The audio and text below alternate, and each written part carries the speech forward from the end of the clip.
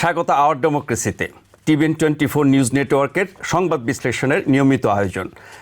আজ আমরা বেশ কয়েকটি বিষয় নিয়ে কথা বলবো। শুরুটা করব জর্জিয়ার একটি স্কুলে ম্যাস শুটিং বা নির্বিচারে বন্দুক হামলার প্রসঙ্গটি নিয়ে।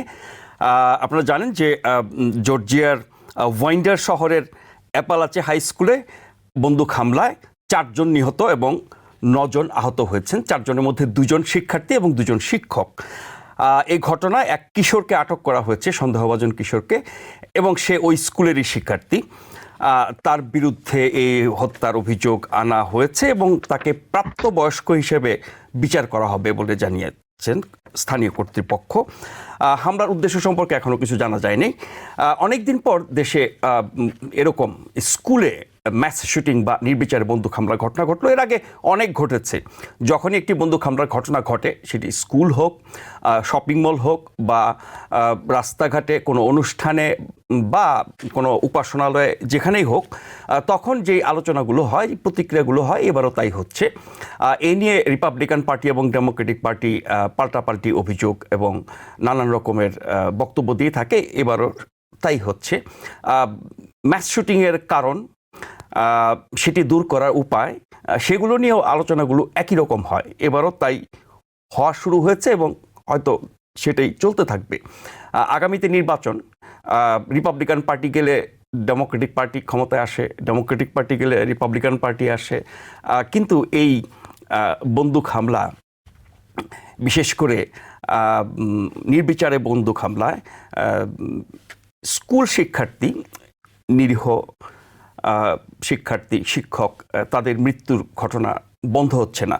হয়তো মাঝে মধ্যে বিরতিটা বাড়ে এক ঘটনা থেকে আরেক ঘটনা, কখনো খুব ঘন ঘন হয়। নির্বাচন যেহেতু সামনে, এটি নিয়ে নিশ্চয়ই আবার কথা হবে। আমরা জানি যে এই বন্দুক হামলা বন্ধ করতে না পারার জন্য একদল আরেক দলকে দায়ী করে, কিন্তু বন্দুক হামলার পেছনের যে শক্তি, যারা অস্ত্র ব্যবসা করে, তাদের যে প্রভাব রাজনৈতিক দলগুলোর উপর এবং সরকারের উপর, প্রশাসনের উপর, সেই কারণে এটি বন্ধ হয় না। এটিও পুরনো আলোচনা। আমরা এটি দিয়ে আলোচনা শুরু করব। দ্বিতীয় আরেকটি বিষয় নিয়ে আমরা আলোচনা করব। আমরা জানি 2016 সালের নির্বাচনে হস্তক্ষেপ করার জন্য রাশিয়াকে অভিযুক্ত করা হয়েছিল। সেটি নিয়ে অনেক রাজনৈতিক কথাবার্তা হয়েছে। আজকে অ্যাটর্নি জেনারেল মেরিক গারল্যান্ড অভিযোগ করেছেন যে রাশিয়া আবারও নির্বাচনে হস্তক্ষেপের চেষ্টা করছে, নভেম্বরের যে নির্বাচনটি হতে যাচ্ছে, এবং সেই নির্বাচনকে প্রভাবিত করতে রাশিয়ার পক্ষ থেকে অপপ্রচার চালানো হচ্ছে বলে তিনি অভিযোগ করেছেন। একই সঙ্গে তিনি জানিয়েছেন যে 32টি ইন্টারনেট ডোমেইন জব্দ করা হয়েছে।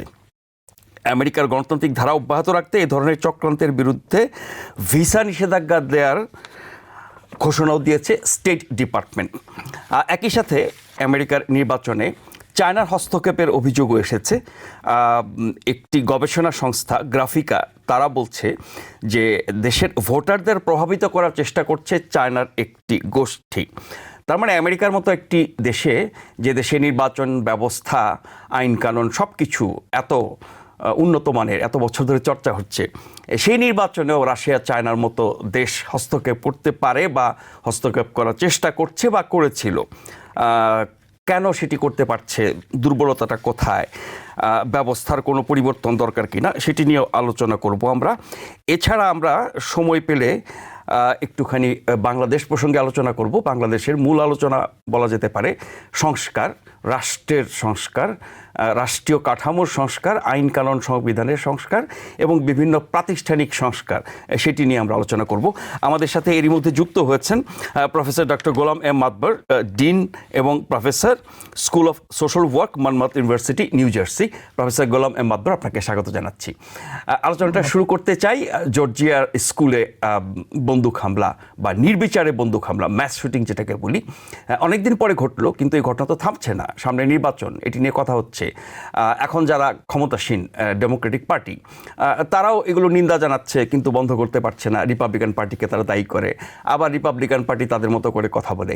এই দুই দলের পাল্টাপাল্টি, এবং যেটি শুরুতে বলছিলাম যে কোনো একটি ঘটনা ঘটলে পরে যা যা কিছু আমরা শুনতে পাই, দেখতে পাই, একই রকম, একই ঘটনা পুনরাবৃত্তি হচ্ছে। এই চক্রই কি চলতে থাকবে? এই বন্দুক হামলা থেকে আমেরিকার নিরীহ মানুষ, বিশেষ করে স্কুলের বাচ্চারা, তারা কি আর মুক্তি পাবে না?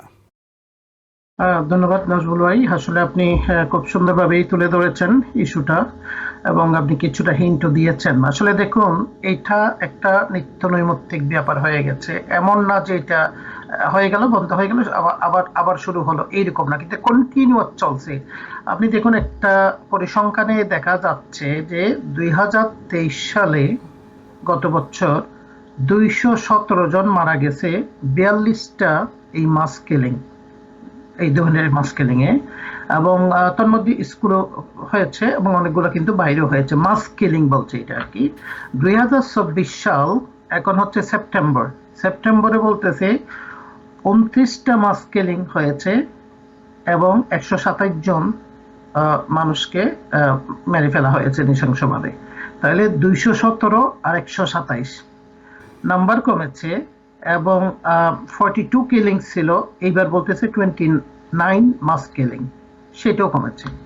সবচেয়ে বড় কথা হচ্ছে, এখন দেখুন যে এটা শপিং মলে হচ্ছে, রাস্তাঘাটে হচ্ছে, নাইট ক্লাবে হচ্ছে, বিভিন্ন যে বিভিন্ন আমরা এমনি ইভেন যে আপনার দেখা যাচ্ছে গ্রোসারি শপে গিয়ে করছে। সবচেয়ে আরো বেশি যেটা হচ্ছে, আমরা উবালদির ঘটনাটা আমরা জানি, এবং স্কুলে ছোট ছোট বাচ্চা, তাদেরকে যে মেরে ফেললাম।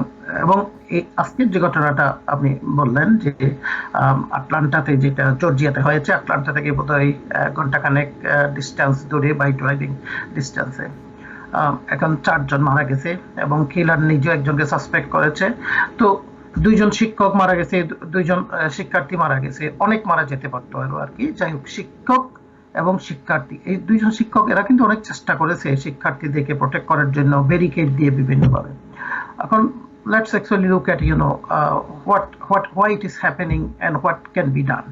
আপনি আসলে খুব প্রথম দিকে খুব সুন্দরভাবে বলেছেন যে দেখুন, ডেমোক্রেটিক পার্টি আসে ক্ষমতায় যায়, রিপাবলিকান পার্টি আসে ক্ষমতায় যায়, এই গান কন্ট্রোল, এইটা নিয়ে কথা বলে, কথা বলার পরে কিন্তু আবার থেমে যায়। এটা, এই যে কিলিংটা হয়েছে, তো আপনার উবালদিতে হয়েছে, এখন এইটা হয়েছে, একটা ব্যাপারটা কিছুদিন একটু কথাবার্তা হয়, তারপর চলে যায়। এইটাকে মানুষ, যে জনগণের যে একটা নিরাপত্তার স্বার্থে, জনগণের কল্যাণে যে এটাকে একটা ইস্যু করবে, সেই ইস্যুটা কিন্তু কোনদিন হয়নি। না হওয়ার কারণটা কি? আপনার দেখুন, এখানে হচ্ছে কতগুলো বেস্টেড ইন্টারেস্ট গ্রুপ আছে। একটা হচ্ছে এনআরএ, ন্যাশনাল রাইফেলস অ্যাসোসিয়েশন, এবং এদের সফট মানি দরকার হচ্ছে আপনার ইলেকশনের সময়, যেটা হচ্ছে আপনার বিভিন্ন রিপ্রেজেন্টেটিভ ক্যান্ডিডেট প্রার্থীরা কিন্তু এই সফট মানিটা নিয়ে থাকেন। So they are kind of indebted to them. আর সবচেয়ে বড় কথা হচ্ছে, রিপাবলিকান পার্টি কিন্তু continuously they are maintaining strong relationship with this organization, they are always defending them. তখন এটা বন্ধ কিভাবে হবে? আপনি আজকের যে কিলিংটা আমরা এই পর্যন্ত সাসপেক্ট, যেটা বলা হচ্ছে 14 বছর একটা ইয়াং ছিল, একটা শিশু কিন্তু, হ্যাঁ, এর আগে আমরা জানি যে যেটা হচ্ছে উবালদিতে হয়েছে। সো আমরা জানি যে এখানে there are lot of like mentally sick বা মেন্টাল অ্যাকোমোডেশনের ব্যাপার আছে, যে এই ধরনের লোক আছে। আবার অনেকে আছে যে ইন্টেনশনালি করছে, ক্রিমিনাল ও আছে। সো গ্যাং ভায়োলেন্সের মাধ্যমে হচ্ছে মাস কিলিং এ কিন্তু লোক মারা যাচ্ছে। তো এখন বলিটা দিচ্ছে কারা? সাধারণ মানুষ। এরা কিন্তু দেখেন পলিটিক্যালি এটাকে তর্ক বিতর্ক বলে, কিন্তু আবার শেষ হয়ে যায়। তো যতবারই কিন্তু গান কন্ট্রোলের জন্য আপনার একটা লেজিসলেশন বা একটা বিল আনার চেষ্টা করেছে, সেটাকে কিন্তু আপনার কোনো সময় সাকসেসফুল হতে দেয়নি। যার ফলে এটা শুধু বিল আনলেও হবে না, বিল আনার আগে কমিটমেন্টটা, অর্থাৎ they need to buy in, যে পার্টি ক্ষমতায় আসুক না কেন, সেটা শুধু তারা কিন্তু পলিটিশিয়ানরা বাই ইন করলে হবে না, এটা জনগণ তো অলরেডি বলছে, কিন্তু জনগণের কথা শুনছে না। So this is the main problem. তাহলে মেইন প্রবলেমটা হচ্ছে আপনি গান কন্ট্রোল, অস্ত্রের সবখানে হচ্ছে বিচ্ছন্ন, অস্ত্র পেয়ে যাচ্ছে ফ্রিলি উইদাউট আপনার ধরেন background check and this kind of thing. Particularly আপনি যে স্টেটের কথা বলছেন, জর্জিয়া আর কি, যে আমাদের, আমি নিউ জার্সিতে থাকি, এখানে গান কিন্তু এরকম সহজলভ্য না। তো আপনি গানটাকে যদি সহজলভ্য করে দেন মানুষের কাছে, এবং আমরা জানি সমস্যা থাকবেই, সমস্যা থাকবে, is not never going to be control. এবং এটা যতই বলুন না কেন, একটা মনে করেন যে একটা বিড়ালে মাছ খেতে পছন্দ করে, বিড়ালকে বললেন যে মাছটা দিয়ে, বললেন যে এই মাছটা খেও না, তুমি থাকো। তো this is what a kind of situation like this. আপনি অস্ত্র সব, এবং কিছু কিছু আমরা বলতেছি মেন্টাল লুনেটিক পিপল আছে, আবার কিছু কিছু ইন্টেনশনালি করছে, কিছু কিছু হেট ক্রাইমের জন্য করছে। এবং হেট ক্রাইমে তো আমরা জানেন জর্জ ফ্লয়েড থেকে আরম্ভ করে there are many ways that so this is not only one way happening। এবং সবচেয়ে বড় কথা হচ্ছে আপনি দেখুন একটা জায়গায় না যে শুধু যে শপিং কমপ্লেক্স করতে বা শুধু স্কুলে করতেছে, wherever they get an opportunity, অর্থাৎ যেখানে একটু ভালনারেবিলিটি দেখে সেখানেই তারা যাচ্ছে and they are taking advantage on that। তো এইখানে আমার কাছে যেটা মনে হয় নাজমুল ভাই, এটা যদি কন্ট্রোল করতে চান, এটা শুধু ল এনফোর্সমেন্ট এজেন্সি পারবে না, এটা শুধু পলিটিশিয়ানরাও পারবে না, এইটাকে একটা সামাজিক একটা ইস্যু আন্দোলনের রূপ দিতে হবে, অর্থাৎ জনগণকেও দেখতে হবে। আপনি যে 14 বছরের যে বাচ্চাটা, সে গানটা কিভাবে নিল, তার ফ্যামিলিতে তার প্যারেন্টস আছে বা তার সিবলিংস আছে বা তার এলাকায় বা লোকজন আছে যে আমরা জানি, so how this person gate away with all those thing. এবং যে ব্যারিকেড বা ওখানে যে স্কুলে আমরা জানি অনেকগুলো স্কুলে কিন্তু এখন ডিটেক্টর করেছে, মেটাল ডিটেক্টর, সেগুলো বা কিভাবে সে গেল, so this are all this things need to be question. জি, আবার ফিরবো আপনার কাছে। আমাদের সাথে এর মধ্যে যুক্ত হয়েছেন আয়েশা দেওয়ান, আপনাকে স্বাগত জানাচ্ছি। আমরা জর্জিয়ার স্কুলে বন্দুক হামলা নিয়ে আলোচনা করছিলাম, আপনি নিশ্চয়ই কিছুটা শুনেছেন প্রফেসর মাতবর যেটা বলছিলেন, যে আমরা এই গান ভায়োলেন্সের কারণ, সমাধান, কেন, কারা করে, এর পেছনে শক্তি কি, কেন থামছে না, দুদলের বিতর্ক কেন চলে, এগুলো একই রকম শুনছি প্রতিটা ঘটনার পরে, এবারও তাই শুনছি। আপনার কাছে আমার নির্দিষ্ট প্রশ্ন হচ্ছে যে এই চক্র চলতে থাকবে কি না, এটা আমি প্রফেসর মাতবরকে জিজ্ঞেস করেছিলাম। তার সাথে আমি একটু যুক্ত করতে চাই, যেহেতু সামনে নির্বাচন, আমরা দেখছি এবারে নির্বাচনে অনেকগুলো বিষয় সামনে আসছে, কিন্তু গান ভায়োলেন্সের বিষয়টা বোধহয় এতটা গুরুত্ব পায়নি। জর্জিয়ার ঘটনার পরে এটা আবার সামনে আসবে, এটা নিয়ে পাল্টাপাল্টি দোষারোপ হবে, বিতর্ক হবে, নানান উপায় খোঁজার চেষ্টা করা হবে, যেটি প্রফেসর মাতবর বলছিলেন যে রাজনৈতিক সমাধান হচ্ছে না, এর পেছনে অনেক বড় অর্থনীতি আছে, সামাজিক আন্দোলন দরকার। সেই জায়গায় কি আমেরিকা ঐক্যবদ্ধ আছে? না, এটা একেবারেই আমরা ঐক্যবদ্ধ নই, সেজন্যই আজকে এই সমস্যা এতদিন ধরে প্রলং করছে। এবং এই আলোচনা আপনি যেটা বললেন যে বহুবার যখনই একটা করে ঘটনা হয়, এবং গান ভায়োলেন্সের ঘটনা প্রতিদিনই ঘটছে আমেরিকাতে, বিভিন্ন জায়গায় বিভিন্ন ভাবে হচ্ছে, স্পেশালি স্কুল শুটিং নিয়ে আপনি যখন স্যান্ডি হুক হলো তখন থেকে এই ব্যাপারটা অনেক বেশি লাইমলাইটে এসছে। এবং এই গান প্রোটেকশনের জন্য স্পেশালি ইয়াং যারা আছে তাদের কাছে যাতে গান পৌঁছতে না পারে সেটার জন্য অনেক ধরনের মুভমেন্ট করা হচ্ছে। এবং যেসব শিশুরা সে সময় প্রাণ হারিয়েছে তাদের পিতামাতারা একটা অ্যালায়েন্স করে পুরো আমেরিকায় ট্যুর করে করে তারা এখনো সেটা করে যাচ্ছে, চেষ্টা চালিয়ে যাচ্ছে। কিন্তু যেটা একটু আগেই আলোচনাতে ডক্টর মাতবর বললেন যে ওখানে অনেকগুলো আমরা জানি যে সব এই ব্যুরোক্রেসি গুলো, যেসব লবিং হয় আমেরিকাতে, লবিং এর জন্যই আমরা অনেকখানি আটকে গেছি। যে এনআরআই এত স্ট্রং লবিং করে গানের জন্য যে সেখানে ডেমোক্রেট সাইড থেকে কখনোই কোনো বিল উত্থাপন হলে সেটা পাস হতে পারেনি। আর আরেকটা ব্যাপার হচ্ছে যে এটা গান কন্ট্রোলে শুধু গান সেলের ব্যাপারটা নয়, যে মেন্টাল হেলথ ব্যাকগ্রাউন্ড চেকের ব্যাপারটাও আমরা বহুবার দেখেছি যে আলোচনায় এসছে যে ঠিক আছে গান থাকবে সেকেন্ড রাইটস হিসেবে, কনস্টিটিউশনাল রাইটস হিসেবে অনেকেই সেটাকে দিয়েই এটা পাবার ভ্যালিডিটিটাকে জাস্টিফাই করছে, কিন্তু সেটাতে কাদের কাছে গান যেতে পারে আপনার দেখতে হবে যে মেন্টালি একটা স্টেবল মানুষ কিনা। এখন বর্তমান যে অবস্থায় আমরা দাঁড়িয়ে আছি, প্রতি 5 জনের মধ্যে একজন মানসিকভাবে অসুস্থ হচ্ছে কোনো না কোনো সময়, বিশেষ করে অ্যাডোলেসেন্ট যারা 18 থেকে 21 বছর কিংবা তার চেয়েও একটু আগে 16 থেকে, এদের মধ্যে মেন্টাল ইলনেসের percentage is growing more and more. তো এরকম একটা সিচুয়েশনে আপনি যখন এইসব ছেলেদের কাছে কিংবা যারাই আছে তাদের কাছে গান অ্যাভেলেবল হয়ে যায়, ইভেন অনেক সময় হয়তো সে নিজে অ্যাভেল করছে না, বাট বাড়িতে যেহেতু গান থাকছে সেখান থেকে তারা নিচ্ছে, যেটা স্যান্ডি হুকের ঘটনায় হয়েছিল। Adam Lanza was mentally not stable, কিন্তু সে গানটা তার মায়ের লকার থেকে বার করে নিয়ে গেছিল স্কুলে যে শুটিংটা করেছে। তো এই যে ঘটনাগুলো ঘটছে, এই জন্য বলা হচ্ছে ব্যাকগ্রাউন্ড চেকে তাদের মেন্টাল হেলথ চেক করাটা ভীষণ জরুরি, সেটা যে বয়সেরই মানুষ হোক, এবং অন্যান্য আরো কিছু প্যারামিটার সেট করা হচ্ছিল, কিন্তু কোনোটাই কখনো কার্যকরী হয় না পুরোপুরি। কোনো স্টেট হয়তো কিছুটা স্ট্রিক্ট রুল ফলো করছে, কিন্তু আপনি তখন যে স্টেটে অ্যাভেলেবল আপনি সেখান থেকে যে নিতে পারছেন, ব্যাপারটা এরকম হয়ে গেছে। তো এই জন্য গান ভায়োলেন্স শুধু যে স্ট্রিট কিংবা আমাদের এবং আমেরিকাতে সবচেয়ে বেশি মানুষ গান ভায়োলেন্স থেকে মারা যায় প্রতিদিনের ঘটনা যদি আমরা দেখি। তো এটা এরকম একটা উন্নত সমাজে কেন এটা হচ্ছে এটা নিয়ে সবাই এখন মোটামুটি বুঝতে পারে, কিন্তু ব্যাপারটা সলিউশন আপনি যেটা বললেন এবার ইলেকশনে ঠিক আগে আগে এখন হয়েছে। আমরা এতদিন কিন্তু কোনো পলিসিতে কোথাও কিন্তু এনআরআই কে নিয়ে কোনো কথা শুনিনি। গান ভায়োলেন্স নিয়ে কিছুটা কথা বলেছেন, আমরা ডেমোক্রেটিক কনভেনশনে দেখেছি অনেকে নিয়ে এসছে এই টপিকটি, কিন্তু খুব জোরালো কোনো প্ল্যাটফর্ম পাইনি। এবং আমার দৃঢ় বিশ্বাস আগামীকাল থেকে এটা নিয়ে অনেক কথা হবে এবং ডেমোক্রেট প্ল্যাটফর্ম থেকে অনেক কিছু করবার চেষ্টা করা হবে, বলবে যে আমরা আবারও সেই ব্যাকগ্রাউন্ড চেক করতে চাই এবং অন্যান্য যেগুলো প্যারামিটার্স আছে সেগুলো দিতে চাই। এবং তখনই আসবে যে রিপাবলিকানদের দিকে পয়েন্ট ফিঙ্গার করতে হবে যে তাদের কারণেই আজকে এটা হচ্ছে না। কিন্তু আলটিমেট সলিউশনটা এখন এর চাইতেও একটু বিয়ন্ড যে ভাবতে হবে যে আমাদেরকে অন্য কোনো পন্থা বার করতে হবে, আন্দোলন দিয়ে এটা হবে না। আমেরিকায় সবকিছু আন্দোলনের সলিউশন করা খুব ডিফিকাল্ট, এই জন্য যে কনস্টিটিউশনালি যদি আমরা আমাদের যদি লিগাল লেজিসলেটিভ সিস্টেম থেকে একটা জিনিস অফিসিয়ালি আইন তৈরি না হতে পারে, এবং সেটা করার আপনি জানি যে একটা অনেকটা উপায় আছে, যেমন অ্যাবর্শন নিয়ে হচ্ছে আপনি স্টেট লেভেলে কিংবা যদি এখন ইলেকশনে আপনি ওটাকে দিয়ে দেন যে প্রত্যেকটা জনগণের ম্যান্ডেট যে আমরা গান ল স্ট্রিক্ট করতে চাই এবং এটা ন্যাশনাল ফেডারেল সিস্টেম থেকে হতে হবে, প্রত্যেক স্টেট যার যার মতো করে বানাতে পারবে না। কারণ এখন সমস্যাটা হচ্ছে আপনি 5 স্টেটে বন্ধ করছেন, 5 স্টেটে এটা খোলা আছে, তো এটা চেক এন্ড ব্যালেন্সের মতো, এখানে বন্ধ হচ্ছে আরেক জায়গা থেকে আপনি অ্যাভেল করছেন, তো নিয়মটা এক কনসিস্টেন্ট থাকছে না। সেটা কনসিস্টেন্ট করতে হলে ফেডারেল সিস্টেমে সেটাকে একটা কনসিস্টেন্ট ল ইম্পোজ করতে হবে যেটা ক্রস দ্য বর্ডার প্রত্যেক স্টেটের জন্য একই থাকবে, একটা স্ট্যান্ডার্ড নীতিমালা দিতে হবে।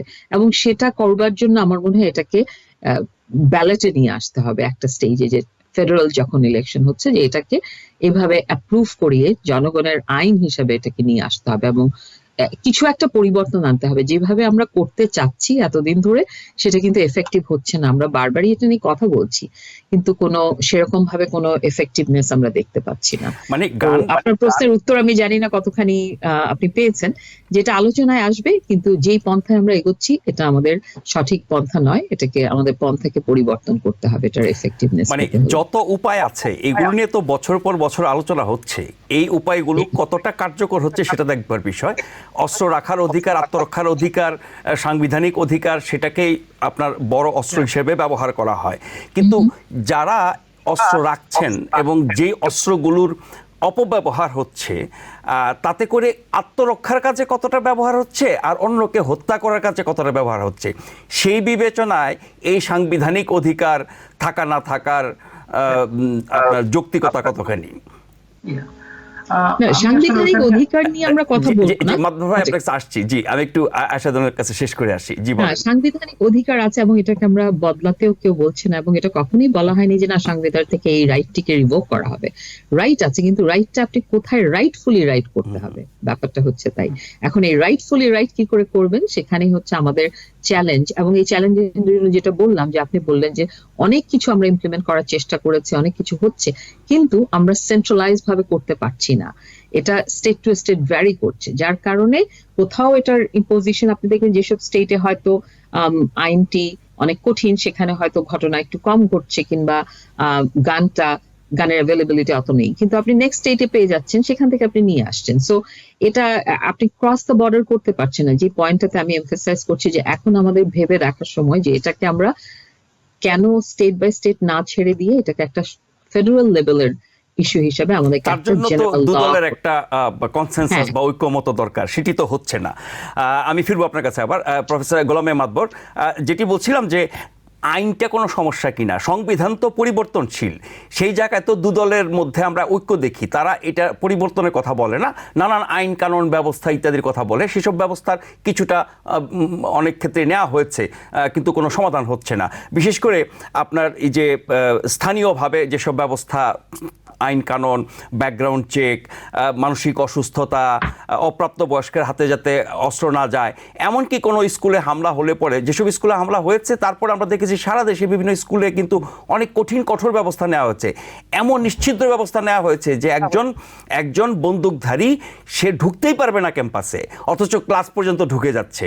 এর জন্য ছাত্রছাত্রীদেরকে ড্রিল করানো হয়েছে, কি করলে কি করিতে হইবে, তারপরও সেগুলো থামানো হচ্ছে না। তার মানে যখন বিভিন্ন ব্যবস্থা নেওয়া হয় মনে হয় যে এরপরে বুঝি আর কোনো প্রাণহানি হবে না, তারপরে যখন হয় তার মানে সেই ব্যবস্থাগুলো কি আর কার্যকর থাকে না? আপনি আসলে চমৎকারভাবে যেটা হিন্ট করছিলেন, আমি সেই জন্য খুব এক্সাইটেড ফিল করছিলাম। আসলে it's about constitutional right, second amendment যেটা কথা বলা হয়, right to bear the fire arms. এটা যখন হয়েছিল, at that time America was not like what we today in terms of safety, security, precision যে পর্যায়ে চলে আসছে আর কি আপনার, এবং উইদিন এ সেকেন্ড যে মোবিলাইজ করতে পারে সেফটি সিকিউরিটির জন্য, ওই কনটেক্সটটা কিন্তু তখন ছিল না। At that time that was required at that time, এবং সেটা হচ্ছে আপনি দেখুন রো ভার্সেস ওয়েড, তারা যদি এখন রিফেল করতে পারে, তো why not about the second amendment?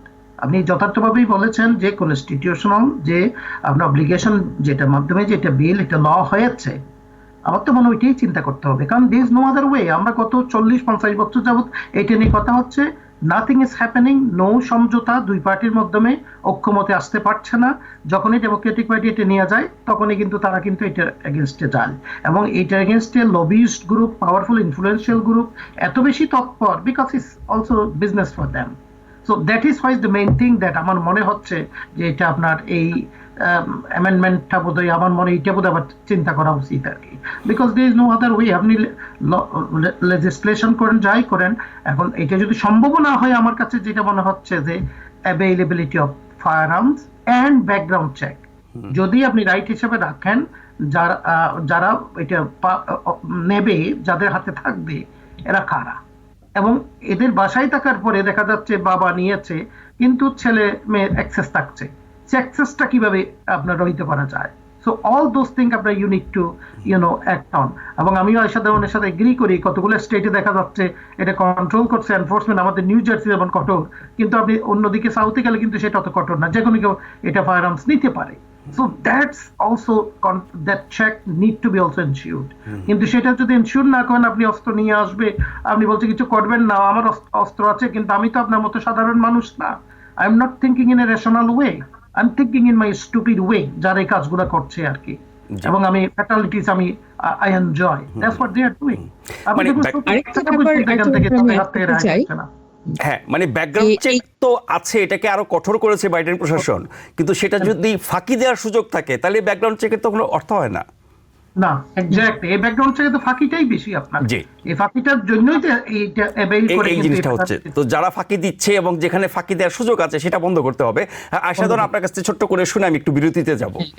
আমি যেটা বলতে চাচ্ছিলাম যে এখানে ফায়ার আর্মস এর ব্যাপারে আপনি সেকেন্ড অ্যামেন্ডমেন্ট কে জাস্টিফাই করবার জন্য কি ধরনের আর্মস আপনি রাখতে পারেন, এটা নিয়ে কিন্তু বহু বিতর্ক হয়েছে, যে অ্যাসল্ট ওয়েপন্স কেন কারো ব্যক্তিগত প্রোটেকশনের জন্য থাকবে, এবং যেখান থেকে আপনি এত ডেঞ্জারাস ভাবে একসাথে অনেক জনকে মারতে পারেন।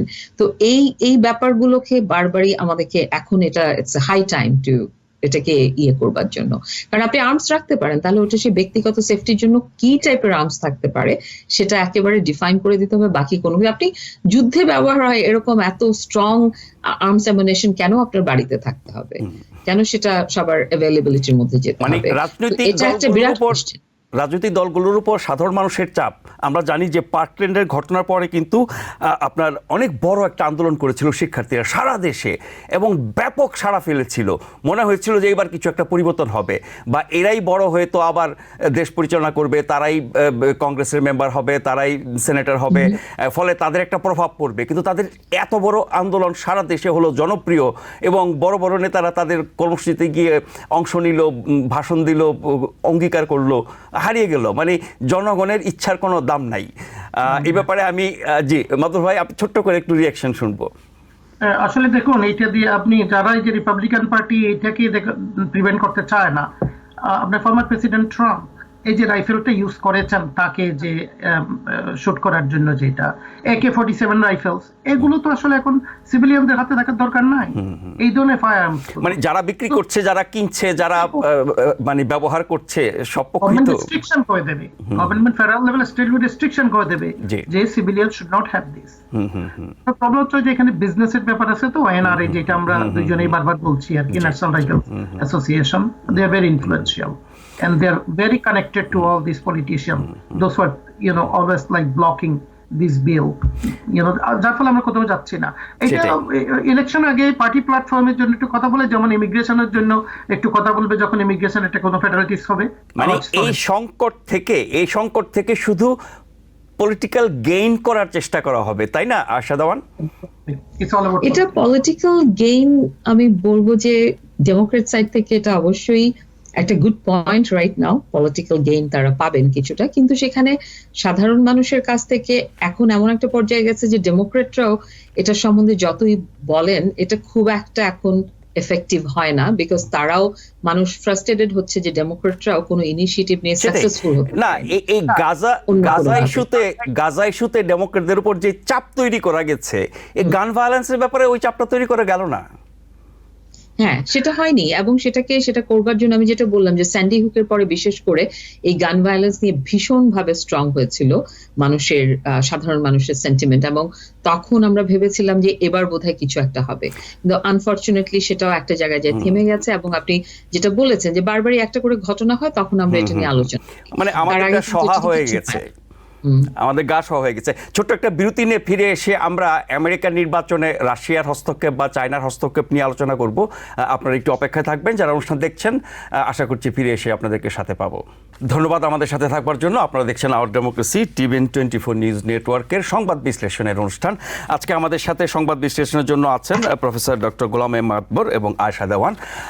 বিরতির আগে আমরা গান ভায়োলেন্স, জর্জিয়ার স্কুলে বন্দুক হামলা নিয়ে আলোচনা করছিলাম।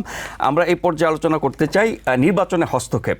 2016 সাল থেকে এই অভিযোগটা ব্যাপক হারে এসেছে, এবং তখন রাশিয়ার বিরুদ্ধে এই অভিযোগ ছিল যে তারা নির্বাচনে হস্তক্ষেপ করেছে এবং ডোনাল্ড ট্রাম্পের পক্ষে কাজ করেছে। আবারও একই ধরনের অভিযোগ অ্যাটর্নি জেনারেল গার্ডেন বলেছেন যে রাশিয়া আবারও নির্বাচনে হস্তক্ষেপের চেষ্টা করছে। একই সাথে চায়নার বিরুদ্ধেও হস্তক্ষেপের চেষ্টা ওভাবে যে ভোটারদেরকে তারা প্রভাবিত করার চেষ্টা করছে। এবং এই 2016 সালের নির্বাচনে তখন প্রেসিডেন্ট প্রার্থী ডোনাল্ড ট্রাম্পের বিরুদ্ধে একটা অভিযোগ ছিল যে তিনি ইজিপ্ট সরকারের কাছ থেকে $10 মিলিয়ন নিয়েছেন, সেটির তদন্ত শুরু করেছে ডেমোক্রেটরা। তার মানে হচ্ছে রাশিয়া, চায়না, ইজিপ্ট বা আরও অন্য কোনো দেশ চাইলে আমেরিকা নির্বাচনে হস্তক্ষেপ করতে পারে। সেক্ষেত্রে আমেরিকার নির্বাচনী ব্যবস্থা কি এতটাই দুর্বল যে অন্য কোনো দেশ সেখানে হস্তক্ষেপ করে প্রভাবিত করতে পারে? প্রফেসর গোলাম এম আকবর। ধন্যবাদ। আসলে আমি আর একটু বলে বলতে চাই যে আসলে আপনি বললেন যে ডেমোক্রেটিক পার্টি এটা নিয়ে গান ভায়োলেন্স নিয়ে সাকসেসফুল হয় না কেন। নাম্বার 1 তো পজিশন আছে, নাম্বার 2 হচ্ছে আপনার প্রত্যেকটা দুইটা পার্টিতেই কনজারভেটিভ, আল্ট্রা কনজারভেটিভ এবং রিফর্মিস্ট এই ধরনের কিছু লোক থাকে। তো এই ডেমোক্রেটিক পার্টি কিছু কনজারভেটিভ লোক আছে, এরাও বিশ্বাস করে যে এটা থাকা উচিত, রাইট টু। কিন্তু তারা তো সংখ্যাগরিষ্ঠ না ডেমোক্রেটিক পার্টিতে, ছোট, কিন্তু ওই যে যখন ওর সাথে অ্যাক্ট হয় তখন আপনার স্বাভাবিকভাবে ওরা বিলটা ডিফিটেড হয়ে যায়। এটা একটা আমরা নির্বাচনে হস্তক্ষেপে আলোচনা ছিল। ধন্যবাদ।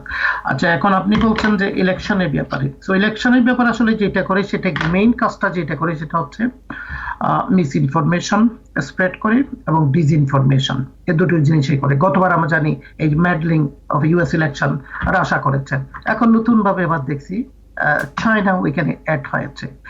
তো আপনি যে বললেন যে কিভাবে আপনার কন্ট্রোল করা যায়, আসলে দেখুন কতগুলো জিনিস আছে যে মানুষ, হ্যাঁ এগুলো সফটওয়্যার আলটিমেটলি হয়তো ডিটেক্ট করার জন্য হবে, যেমন এয়ারশিল্ড ডিফেন্স করেছে এখন, এই ধরনের হয়তো এগুলোর জন্য হবে আপনার ভার্চুয়াল ওয়ার্ল্ডের জন্য। আপনি দেখেন ব্যাংকের থেকে টাকা নিয়ে যায়, ইভেন আমাদের বাংলাদেশে কি হলো, $4 বিলিয়ন কত ডলার যে নিয়ে গেল সেন্ট্রাল ব্যাংক থেকে। তো where there is a precision, there are also some loopholes. এইগুলোই কিন্তু কথা হচ্ছে যে এগুলো করবেন কেন? Why are you going to do it when you are a member of a civilized nation? আমার কাছে মনে হয় ইউনাইটেড নেশন কিন্তু অনেক কিছু করতে পারে না, because they do not have police force, right? কিন্তু এই জিনিসগুলো তো করতে পারে ইউনাইটেড নেশনের মাধ্যমে। এটা তো আপনি কান্ট্রি টু কান্ট্রি হচ্ছে না, এটা তো United states ব্রট this as a case against Russia, but Russia is not listening. Russia is again they are planning to do it. China আসতেছে এখন। আর ইজিপ্টের ব্যাপারে যেটা, ওইটা বোধহয় অনেকটা ব্রাইবের মতো আর কি, যেটা আমি দেখলাম আর কি, ওটা তো ব্রাইবারি নিয়েছেন। তো এখন এই মিস ইনফরমেশন, ডিসইনফরমেশন গুলো আপনি অন্য দেশের উপর কেন করবেন? ইফ ইউ 193 কান্ট্রিজ আছে হচ্ছে ইউনাইটেড নেশনের মেম্বার, আমার তো মনে হয় এটা it should be resolve at the United nation level. মানে আপনি হয় না, আপনি ডিসইনফরমেশনটাকে যে ধরনের অপরাধ বলছেন তার বিরুদ্ধে ইউনাইটেড নেশনসের অ্যাকশনস আশা করছেন, অথচ তারা যুদ্ধ করছে, অন্যায় যুদ্ধ, গণহত্যা চালাচ্ছে, ইসরায়েল করছে, রাশিয়া করছে, সেগুলোর ব্যাপারে কি জাতিসংঘ কিছু করতে পারে? আমি বললাম যে সেটা হয়তো করতে পারছে না পুলিশ ফোর্সের জন্য বা যেভাবে হোক, তারা কিন্তু এনফোর্সিং না। তারা কিন্তু সবসময় বলছে United Nation, nobody is listening. কারণ জানি যারা করছে হোতা, যারা those for predator, they have the super power means পাঁচটা কান্ট্রি আপনি জানেন, তারা বিটু দিলে সব শেষ হয়ে যায়। এবং তাদের এই গুরুগুলো আছে দেখে তারা এই কাজগুলো করছে, প্রিডেটর গুলো এই কাজগুলো করতে পারছে। কিন্তু এই যে আপনার যে অন্য কান্ট্রির উপর, সিস্টেমের উপর আঘাত আনা, এই যে মিস ইনফরমেশন, ডিসইনফরমেশন দেওয়া, এইগুলোর জন্য তো পুলিশ ফোর্স লাগে না। সে কান্ট্রিকে প্যানালাইজ করার জন্য সুযোগ তো আছে আপনার ইউনাইটেড নেশনে। আমি তো দেখি না যে third party can resolve it. দুই পার্টি, দুইটা পাওয়ারফুল কান্ট্রি, চায়না বা রাশিয়া, ইউনাইটেড স্টেটস এ ম্যাডলিং অ্যারাউন্ড করতে চাচ্ছে ইলেকশনের জন্য। You can not actually spread disinformation about another country. So united nation, আমি মনে করি they should come with some mechanism to address this issue. আপনি দরকার হলে আমেরিকার সামর্থ্য নাই থামানোর, বা তাদেরকে পেনালাইজ করেন অন্যভাবে, because you can not do it. ধরেন আমরা বলি যে murder and attempt to murder. Attempt to murder is more severe than murdering, right? Because you're planning in a cool brain. So this is for something like that. You are causing all kinds of the ambivalence and disbalance for another country. You have no right to do it.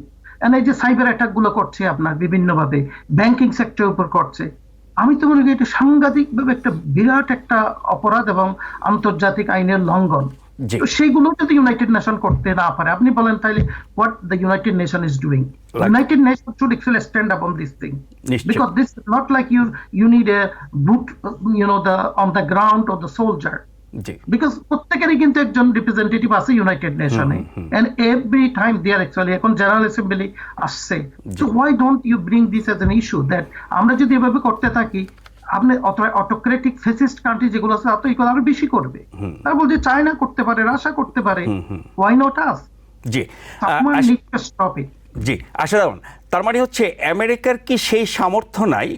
আমরা জানি যে virtual দুনিয়াতে বা cyber অপরাধের মাধ্যমে বা আপনার তথ্য প্রযুক্তির অপব্যবহারের মাধ্যমে নির্বাচনে হস্তক্ষেপ বা প্রভাবিত করার চেষ্টার অভিযোগ আসছে, সেটা প্রতিরোধ করার সামর্থ্য কি আমেরিকার নাই? প্রযুক্তির যেই শক্তি, এটা আমেরিকার চেয়ে বেশি কি চায়না বা রাশিয়ার?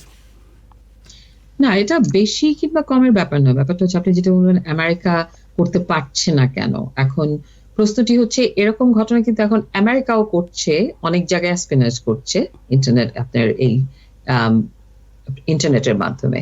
সেটা হয়তো এত বড় হয়ে আসছে না, কিংবা আমেরিকা হয়তো কোথাও কোনো হার্ম করছে না সেরকম বিগ স্কেলে, বাট ফর গ্যাদারিং ইনফরমেশন সেটা প্রত্যেকটা বড় শক্তিগুলোই কিন্তু এটা করছে। প্রযুক্তিতে আমেরিকা অনেক এগিয়ে, সেটা আমরা জানি, কিন্তু আমাদের কয়েকটা, আমি জাস্ট 4টে জিনিস হাইলাইট করতে চাই, কারণ অনেক কিছু আছে এর মধ্যে। একটা হচ্ছে সাইবার সিকিউরিটি ল। আমেরিকার নিজস্ব, আপনি যেটা বললেন গোলাম মাতবর ভাই যেটা বললেন যে ইউনাইটেড নেশনস স্টেপস নিতে হবে, কিন্তু আমরা জানি ইউনাইটেড নেশনসে কালেকটিভ ভাবে একটা জিনিস করতে হবে। তো ইন্টারন্যাশনাল প্ল্যাটফর্মে টেক লটাকে আনবার জন্য যে প্রস্তুতির প্রয়োজন, যে ইভ্যালুয়েশন দরকার লটাকে, সেটা কিন্তু এখনো কোনো দেশই ফর্ম করতে পারেনি। আর এটা লিডিং সবসময় আমেরিকা নেয়। তো America is not there yet with the law, কারণ আমাদের প্রযুক্তি এত অ্যাডভান্স হয়েছে, এত র্যাপিডলি গ্রো করেছে, সেই সাথে কিন্তু সেটার রেগুলেটরি সাইডটা কিন্তু আমরা ডেভেলপ করতে পারিনি অত স্পিডে। যার কারণে আপনি অনেক কিছু বুঝেও আটকে যাচ্ছেন কিংবা করতে পারছেন না। এর মধ্যে যেটা আমি একটু আগে বললাম যে আপনার সাইবার সিকিউরিটি ল, আমেরিকার এখন ফেডারেল গভর্নমেন্ট ভীষণভাবে ওটা এমফাসাইজ করছে। And the reason is, last যখন রাশিয়ার ইন্টারভেনশনের পর থেকেই উই কাইন্ড অফ রিয়েলাইজ যে অ্যাজ এ নেশন আমাদেরকে এটা করতে হবে এবং এর কোনো অল্টারনেটিভ নেই। কারণ কয়েকদিন পরপরই আমাদের স্বাস্থ্য খাত, হসপিটালের ডেটা বলুন, বিভিন্ন ইলেকট্রিক পাওয়ার প্লান্ট, বিভিন্ন জায়গায় বড় বড় সেক্টরগুলোতে সাইবার অ্যাটাক হচ্ছে। তারপরে আপনার data is all over, American লোকজনের কোনো প্রাইভেসি নেই লাইফের। এবার ইলেকশনে ইন্টারফারেন্সটা it's become like a part of it basically, কারণ আপনি যখন সবকিছু অ্যাক্সেস করতে পারবেন ইলেকশনে। আর তারপরে হচ্ছে সোশ্যাল মিডিয়া কন্ট্রোল, যেটা নিয়ে গতবারের নির্বাচনের পরপর অনেক কথা উঠেছিল যে এই প্রত্যেকটা, আপনি জানেন মার্ক জাকারবার্গকে ডাকা হয়েছিল ক্যাপিটাল হিলে, যে তারা কি করে সবকটা সোশ্যাল মিডিয়ার সিইওদেরকে ডাকা হয়েছিল। কারণ হচ্ছে যে সোশ্যাল মিডিয়া প্ল্যাটফর্মে আপনি কি নিউজ ফিড দিচ্ছেন, আপনি যে এত ফেক নিউজ আসছে, যদি সেটার কোনো স্ক্রিনিং প্রসেস না থাকে, কিংবা সেটা আউটসাইড অফ মাই কান্ট্রি কোথা থেকে আসছে, এই যে যেটা ইন্টারফারেন্সের ব্যাপার হচ্ছে কিনা, সেগুলো যদি আমরা স্ক্রিন না করতে পারি, দেন দিস কোম্পানিজ আর মানে going to be answerable to the nation. তো এটাও কিন্তু কোনো ক্লিয়ার ডিরেকশন এখনো কেউ করতে পারেনি, কোনো স্ক্রিনিং প্রসেসটা আমরা সেট করতে পারিনি, কারণ আমাদের সোশ্যাল মিডিয়া এত দ্রুত এগিয়েছে, সেই তুলনায় কিন্তু আমাদের দ্রুত মনিটরিং আগায়নি।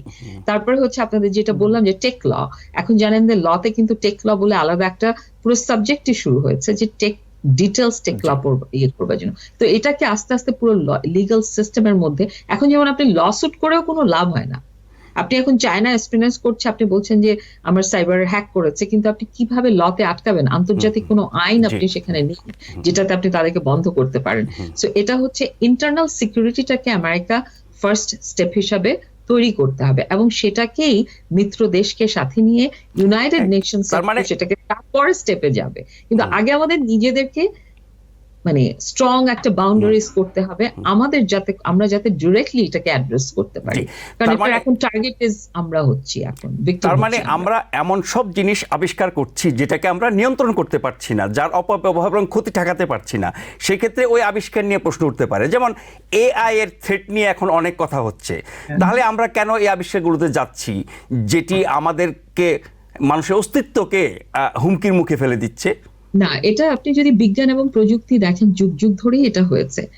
টেকনোলজি বলুন কিংবা any innovation is a bliss and curse, দুটোই হয়। একটা সভ্যতার এগোতে হলে আপনাকে ইনোভেশন আনতেই হবে, এবং ইনোভেশন হবে। এখন আমরা এই 21শ শতাব্দীতে আমরা যে জায়গায় দাঁড়িয়ে আছি, আমরা অনেক স্পিডে আমাদের ইনোভেশন হচ্ছে।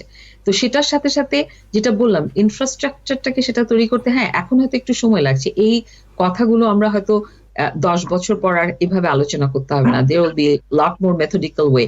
আর এআই এর কথা বললেন, ওই একই প্রবলেম। এআই দিয়েও কিন্তু আজকাল এইসব অনেক রকমের যে ফেক নিউজ তৈরি করা হয়, অনেক প্রোপাগান্ডা ছড়ানো হয়। আপনি বাংলাদেশে আছেন, আপনি জানেন যে এই মুহূর্তে পুরো আন্দোলন থেকে শুরু করে যা হয়েছে, এখানে প্রচুর ফেক নিউজ ছড়াছড়ি হয়েছে, এখনো হচ্ছে।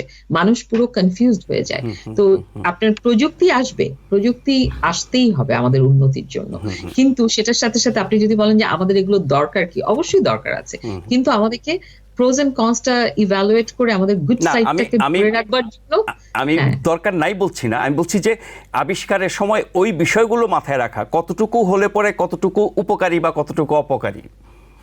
না, সেটা অবশ্যই মাথায় আছে, কিন্তু সেটাকে আপনি স্টপ করতে পারছেন না। প্রবলেমটা হচ্ছে যে আপনি এআই যখন করছেন, ইউ নো দ্যাট এআই এর একটা মিসইউজ হবে।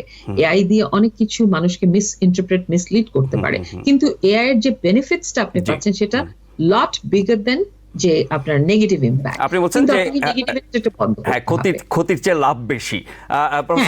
ক্ষতিটাকে বন্ধ করতে হবে আলটিমেটলি, সেটাই হচ্ছে আলটিমেট গোল, যে আমরা এটাকে নেগেটিভ ডিরেকশনে নিতে চাই না। আমাদের যে পজিটিভ বেনিফিটস গুলো হচ্ছে সেটাকে আমরা আরো বেশি গ্লোরিফাই করতে চাই, to make our life better. তো এটাই হচ্ছে কারণ। সেই জন্য আমি বলবো আমেরিকা দুর্বল নয়। আমেরিকা এখন এমন একটা জায়গায় আটকে আছে, যেহেতু সবার নজর আমাদের দিকে, সবাই চেষ্টা করছে এখানেই ইন্টারভিন করতে, আর এটাই এখন লাইমলাইটে আসছে ঘটনাগুলো। প্রফেসর গোলাম মাতবর, এই যে প্রযুক্তির দুনিয়ায়, ভার্চুয়াল দুনিয়ায়, তথ্য প্রযুক্তির দুনিয়ায় অপরাধ করার জন্য আপনার কোনো দেশে ঢুকতে হয় না, পৃথিবীর যে কোনো জায়গা থেকে করা যায়। আমেরিকাকে যেমন ক্ষতিগ্রস্ত করার চেষ্টা করে, আমেরিকার বিরুদ্ধে ক্ষতি করার অভিযোগ আছে। তার মানে এই দুনিয়াতে আপনি কোনো সীমারেখার মধ্যে ফেলতে পারছেন না, অন্তত সাইবার দুনিয়ার বা ভার্চুয়াল দুনিয়ার যা কিছু ভালো মন্দ মিলিয়ে। সেই জায়গায় কোনো একটি নির্দিষ্ট দেশ, অঞ্চল কি এর সমাধান করতে পারে, না এর একটা বৈশ্বিক উদ্যোগ, প্ল্যাটফর্ম, আইন কানুন এবং এক ধরনের চুক্তি দরকার বৈশ্বিকভাবে, সবাই যাতে নিরাপদ থাকে? ধন্যবাদ নাজমুল ভাই। আসলে আমি এটাই বলতে চাচ্ছিলাম, দেখুন আমি বিশেষ করে আই বিলিভ ইন প্রিভেনশন যদি আপনি করতে পারেন, you save money, you save efforts, you save the human lifes, and also আমি বলবো যে আপনার আমাদের যে প্রভিশন গুলো, ইউ ক্যান সেভ ইট। আপনি দেখুন, আমরা বলছি যে প্রিভেনশন, আমেরিকার তথ্য প্রযুক্তি আরো ভবিষ্যৎ আরো হবে, এখনো যে নাই তা আমি বলবো না, এটাকে প্রিভেন্ট করার জন্য আছে। What about the countries, those who are not rich like America in terms of technology? Don't we have actually kind of duty for them? আমরা বলছি হিউম্যান রাইটস এর কথা বলছি, কিন্তু হিউম্যানিটি নিয়ে আমরা কথা বলি না। আমরা এই জিনিসগুলো আমরা জি। দেখুন, আমরা পানি যে আমরা সারা ওয়ার্ল্ডে যে আপনার বিভিন্ন নগরে শহরে নগরে যে আমরা দেখছি যে পানির লাইনগুলো আমরা সংস্কার না করে আমরা গেছি কি পানির বোতলে অল্টারনেটিভ, অর্থাৎ পানির বোতল সবাই এফোর্ড করতে পারে না, ম্যাক্সিমাম লোক এফোর্ড করতে পারে না, অর্থাৎ মাস পিপলের জন্য কেউ নাই কথা বলার জন্য। জি। তো আপনি এখন কথা হচ্ছে যে আপনি এই কাজগুলো করবেন কেন? আপনি বলেছেন যে you are going to abide by the international laws, you show you respect for the humanity, United নেশনের আপনি মেম্বার হয়েছেন, তো why don't we go for prevention instead of? আপনি এয়ার শিল্ড ডিফেন্স এখন তো উন্নত কান্ট্রিগুলো করেছে যে ড্রোন অ্যাটাক বা মিসাইল অ্যাটাকের এগেনস্টে, খবর দ্য স্মলার কান্ট্রিজ। সো এই যে গুড ভার্চুস গুলো কেউ চিন্তা করছে না। That's what is I believe in that prevention. That's what আমি বলছি যে নিশ্চয়ই ওয়ার্ল্ড প্ল্যাটফর্ম একটা আছে ইউনাইটেড নেশন, সেখানে তো এগুলো নিয়ে কথা বলতে পারে যে no, you can not do this, if you do it severe punishment, এগুলো নিশ্চয়ই তারপর আপনার ঠিক সেরকম হয়ে যাবে, এর আগে কোনো কান্ট্রি ঠিক হবে। সেটাই একমাত্র হয়তো সমাধান হবে। অনেক ধন্যবাদ আপনাদের দুজনকে, প্রফেসর গোলাম মাতবর এবং আয়েশা দেওয়ান, যারা অনুষ্ঠান দেখছিলেন শুরু থেকে বা পরে যুক্ত হয়েছেন, প্রত্যেককে ধন্যবাদ জানিয়ে আজকের মতো শেষ করছি।